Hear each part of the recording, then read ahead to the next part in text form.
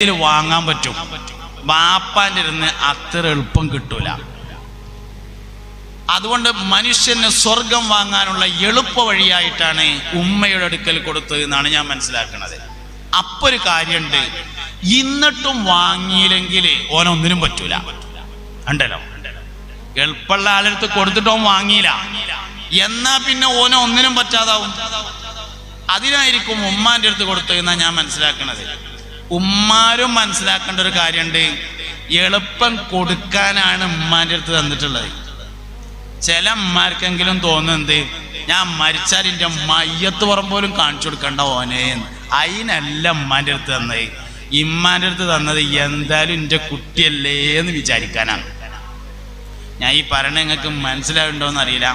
നമ്മളൊക്കെ ഏകദേശം ഒരു നാട്ടുകാരായതുകൊണ്ട് നമ്മളൊക്കെ നാട്ടിലുള്ള അവസ്ഥ ഒന്ന് തന്നെ ഇക്കാരം.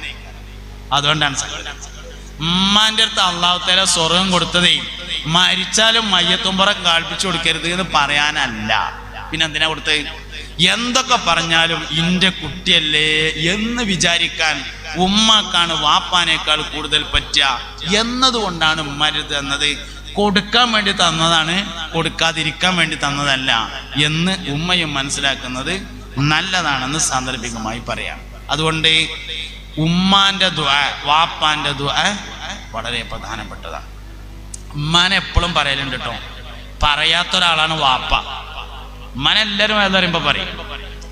വാപ്പ ഉമ്മാക്ക് പറഞ്ഞ എല്ലാ ഫളായിലും വാപ്പാക്കുണ്ട്. അല്ലാഹു റബ്ബുൽ ഇസ്സത്തിന്റെ ആദ്യത്തെ സൃഷ്ടി വാപ്പയാണ്.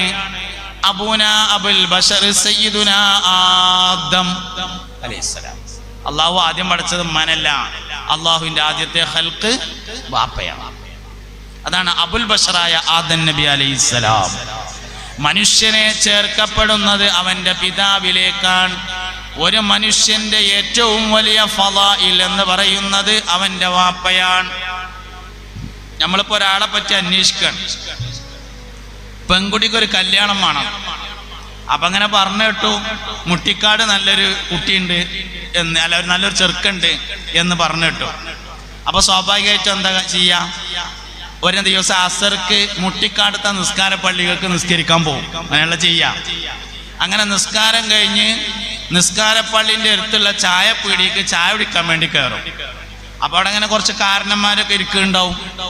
ഓലോട് ചോദിക്കും, നമ്മളപ്പോ അബ്ബണ്ടല്ലോ സുലൈമാൻ എന്ന് പറഞ്ഞ ഓന്റെ മൂത്ത ചെറുക്കനെ പറ്റി എന്താ അഭിപ്രായം എന്ന് ചോദിക്കും. ഏകദേശമുള്ള അഭിപ്രായമൊക്കെ അവിടുന്ന് കിട്ടും. അപ്പോ അഭിപ്രായം ചോദിച്ചപ്പോ